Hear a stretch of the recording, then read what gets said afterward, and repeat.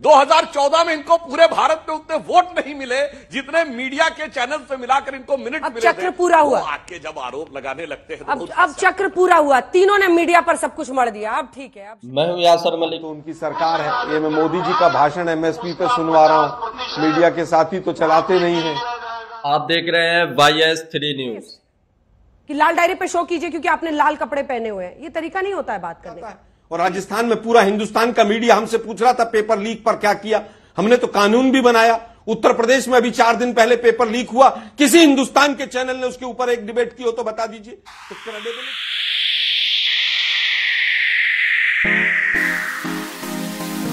UP में राहुल गांधी और अखिलेश के एक साथ आने पर एक डिबेट हुई आज तक पर, जिसमें अंजना ओम कश्यप डिबेट कर रही थी।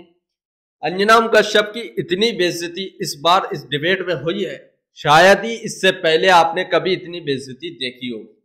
चाहे वो बीजेपी के प्रवक्ता सुधांशु त्रिवेदी क्यों ना हो, उन्होंने भी आज मीडिया के ऊपर ही सवाल किया है, मीडिया के ऊपर ही ठिकरा फोड़ा है। आप जब देखेंगे तो आप भी हैरान रह जाएंगे कि बीजेपी के प्रवक्ता भी मीडिया को ही कह रहे हैं आज। और कांग्रेस के प्रवक्ता आलोक शर्मा ने तो अंजना ओम कश्यप और गोदी मीडिया की तो इतनी बेइज्जती की है, इतनी बेइज्जती की है, आप शायद ही जान सकते हैं कि कितनी बेइज्जती है जब आप ये डिबेट देखेंगे। आप ये पूरी डिबेट जरूर देखकर जाइए, अंजना ओम कश्यप किस तरीके से बौखला जाती हैं जब उनकी इतनी बेइज्जती होती है। अगर आप भी गोदी मीडिया का विरोध करते हैं तो हमारे चैनल YS3 न्यूज को सब्सक्राइब करें। आइए मिलकर इस डिबेट को देखते हैं। प्रियंका जी, अरविंद केजरीवाल की पूरी लड़ाई ही उस आंदोलन में कांग्रेस पार्टी के खिलाफ थी, और उस समय के अगर आप उनके कोट्स निकाल के देखेंगे तो सब पर भ्रष्टाचार के बहुत गंभीर आरोप उन्होंने लगाए थे। यही अंबानी का जिक्र वो भी उस वक्त करते थे।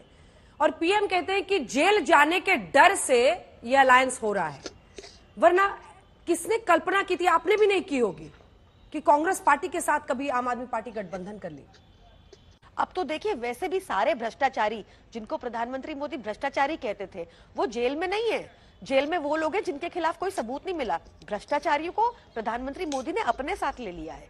चाहे वो छगन भुजबल का मामला हो, उन्होंने कहा कि छगन भुजबल करप्ट है। जैसे ही छगन भुजबल भाजपा में शामिल होते हैं, ईडी कोर्ट में बोलती है कि फाइल खो गई, केस बंद कर दो। अच्छा, भावना गावली का केस आपको याद होगा। हाँ। 5 ईडी के सम्मन आ गए थे, 5 ईडी के सम्मन के बाद वो भाजपा में शामिल हो गई, ईडी का केस ड्रॉप हो गया। तो ये एक लगातार सिलसिलेवार प्रियंका जी बड़ा गंभीर आरोप है। देखिए प्रियंका जी, पहला हमारा गंभीर आरोप है। आतिशी जी को बताना चाहिए ना कि किसने ये कहा है, ये किसकी तरफ से आया है। ये संदेश कोई हवा में तो आया नहीं होगा। मोबाइल पे आया होगा तो मोबाइल नंबर होगा, व्यक्ति ने दिया होगा तो व्यक्ति का नाम होगा। कुछ तो बताइए डिटेल्स, वरना कौन विश्वास करेगा। फिर तो लगेगा कि ऐसे एक के बाद एक आ ही रहे हैं नोटिस, झूठ बोला जा रहा है। अंजना जी, इतने शातिर क्रिमिनल लोग हैं भाजपा में कि आपको लगता है वो इतनी बड़ी बेवकूफी करेंगे कि डायरेक्ट फोन कॉल करेंगे। हमने तो जब पिछली बार इनका स्टिंग करके पकड़ा भी था शेर सिंह डागर को, उसका यूट्यूब पे डाला भी था, तब क्या इन्वेस्टिगेशन हो गई। ये कोई सारी इन्वेस्टिगेशन एजेंसीज तो इनके पास है, ये एक जांच होने नहीं देते। पर मीडिया के जरिए तो खुलासा कीजिए ना। आप देखिए आदर्श स्कैम वाले घोटाले में क्या बोला, आप मीडिया के जरिए खुलासा कीजिए ना। अभी हम लोग चलाएंगे नाम, मीडिया के जरिए भी नाम तो चला सकते हैं ना आदमी का जिसने भी बात की हो। मैं आपको एक नाम दे रही हूँ, पहले ये मैं एक नाम दे रही हूँ, शेर सिंह डागर का। आप चलाइए पहले, इस पे पूछिए क्या कार्रवाई हुई। आप, मैं मान जाऊंगी आपकी बात, क्योंकि मुझे अच्छे से याद है कि प्रधानमंत्री मोदी से उनके कार्यकाल में पूछा गया था कि अगर आपको एक चीज ठीक करनी होगी, आपने क्या गलत किया, तो उन्होंने कहा कि मीडिया को कंट्रोल नहीं कर पाया। आपको ध्यान होगा ये इंटरव्यू। तो वो लगातार मीडिया भी दबाव में रहता है हम लोगों के ऊपर। तो हम डरने वाले लोग नहीं है, हम तो फाइटर लोग हैं। हम आए ही जेल, हमें भेज दो, जेल भेज दो। नाखून कटा के ना शहीद मत बनिए प्रियंका जी। आपको नहीं प्रियंका जी, नाखून कटा के शहीद मत बनिए। हम लोगों ने बुलेटिन की शुरुआत ही की आतिशी जी की बात से। एक सेकंड, नहीं प्रियंका जी, हम लोगों ने किस खबर से शुरुआत की? हमने आतिशी के आरोप से ही तो शुरुआत की। आतिशी जी ने बतौर मंत्री जो आरोप लगाया उसके साथ शुरुआत की। जबरदस्ती का शहीद बन रहे हैं आप कि हमने ये किया वो किया, आरोप तो दिखाया हमने। क्यों मीडिया पर बार-बार कर रही हैं? मैं अंजना जी, अब मुझे जवाब देने दीजिएगा। मैंने आरोप मीडिया पे नहीं लगाया, मैंने बताया प्रधानमंत्री मोदी ने क्या कहा था। अब दीजिए सुधांशु जी छोटा सा जवाब, फिर मैं जाऊंगी अन्य मेहमानों के पास।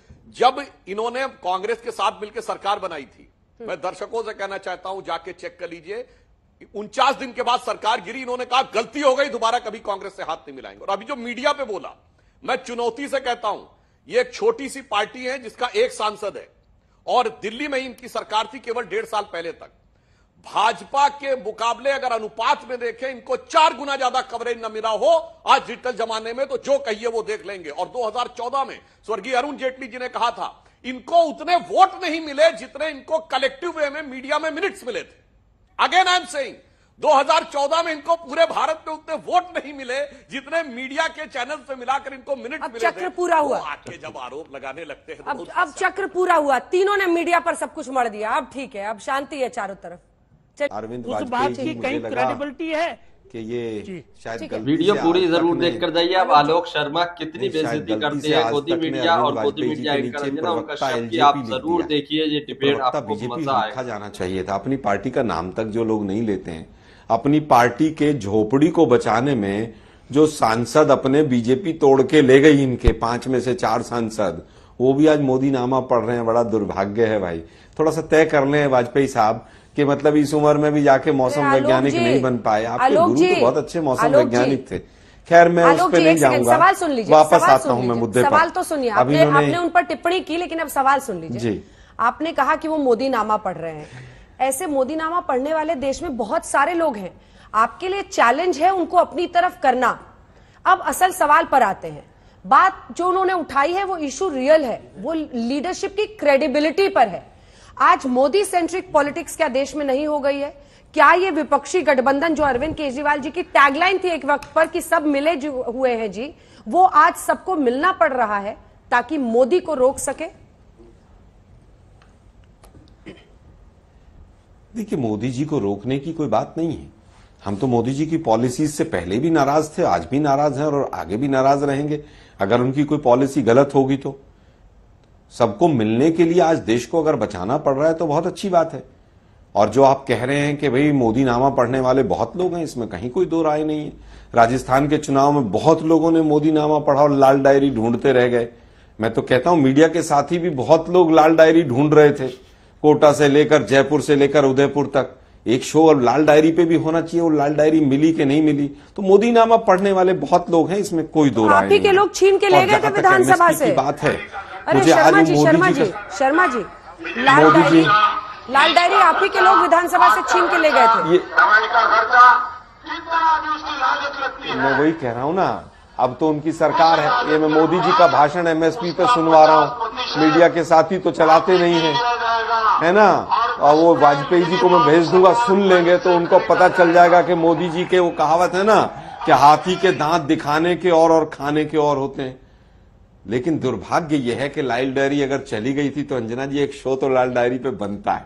आज तो आपने लाल ड्रेस भी पहनी हुई है कि वे राजस्थान में, ठीक है वो लाल डायरी चली गई, 1,76,000 करोड़ का घोटाला हुआ, एक शो तो उस पर भी बनता है। कपड़े का रंग आपको दिख रहा है, जनता का लाल फ्लैग क्यों नहीं मीडिया के दिखता है? साथियों ने हमसे सवाल पे सवाल क्यों न पूछे? राजस्थान के चुनाव जो विधानसभा में लाल डायरी छीनी जा रही है, लाल डायरी ढूंढ के लाओ। अरे हमारे कपड़े का रंग दिख रहा है, जनता का लाल फ्लैग क्यों नहीं दिखता है? अंजना जी, वो लाल लीडरशिप की क्रेडिबिलिटी बताइए ना, उस पे आइए ना सर, असल इश्यूज पे आइए। देश के प्रधानमंत्री, मेरे कपड़े के रंग से आपकी जिंदगी नहीं संवरेगी। प्रधानमंत्री ने लाल डायरी का जिक्र किया, मैं फिर कहूंगा अंजना जी, देश के प्रधानमंत्री ने लाल डायरी का जिक्र किया और उस लाल डायरी पे वोट मांगे गए। एक एफआईआर तो बनती होगी कहीं ना कहीं, एक उस लाल डायरी को ढूंढने के लिए एक छोटा सा प्रयास तो बनता होगा कहीं ना कहीं, मीडिया के साथियों की तरफ से एक शो तो बनता होगा कहीं ना कहीं।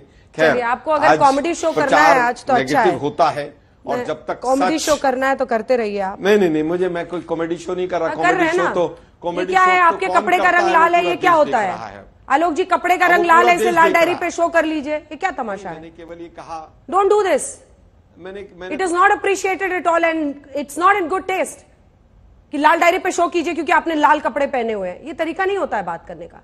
प्लीज मर्यादा के अंदर है कि अब बात कीजिए, और मेरे कपड़े के कलर और मेरे उस पर पहुंचने की जरूरत नहीं है। इशू पे रहिए आप। लीडरशिप की क्रेडिबिलिटी पर सवाल था, आप उस पर जवाब दें। और लाल डायरी पर जितने शोज करने थे किए हैं, क्योंकि विधानसभा में लाल डायरी की खींचातानी विधायकों के बीच में चल रही थी। जवाब दीजिए सवाल का। राजस्थान में आप कीजिए ना शो उसके ऊपर। ये इमोशनल कार्ड में नहीं खेलता हूं मैं, केवल ये कहना चाहता हूं कि महाराष्ट्र के अंदर एनडीए के अंदर क्या वहां पर गठबंधन हो गया है? क्या यूपी में एनडीए का गठबंधन हो गया है? क्या बिहार में सीट शेयरिंग हो गया है? उसके ऊपर एक शो कीजिए ना।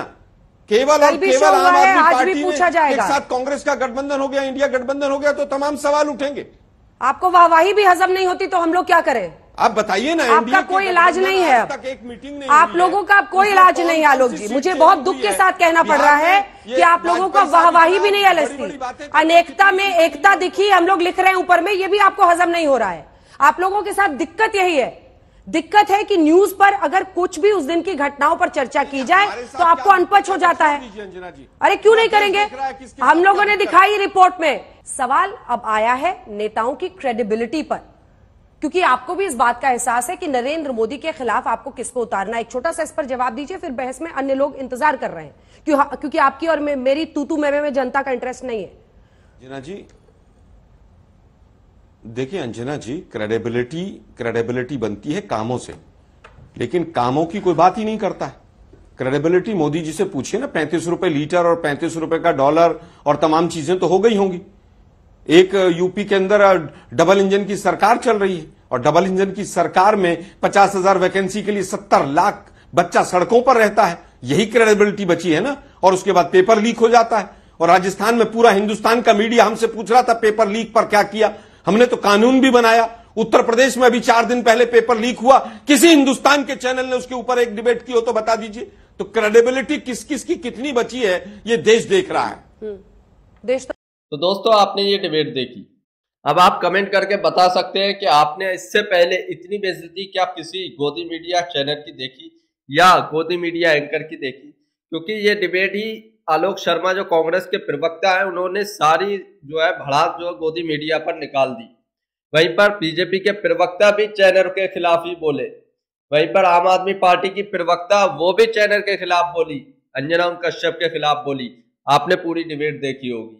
आप लोगों को ये डिबेट देखकर कैसा लगा, अपनी राय कमेंट बॉक्स में जरूर दीजिए। इस बात पर भी अपनी राय कमेंट में जरूर दीजिए कि यूपी में राहुल गांधी और अखिलेश यादव के गठबंधन से क्या इंडिया गठबंधन मजबूत हुआ है? क्या इस बार लोकसभा चुनाव में बीजेपी को इंडिया गठबंधन मिलकर हरा सकता है? आप अपनी राय इस पर भी जरूर कमेंट बॉक्स में देकर जाइए। अगर आप भी गोदी मीडिया का विरोध करते हैं तो हमारे चैनल YS3 न्यूज को सब्सक्राइब जरूर करें।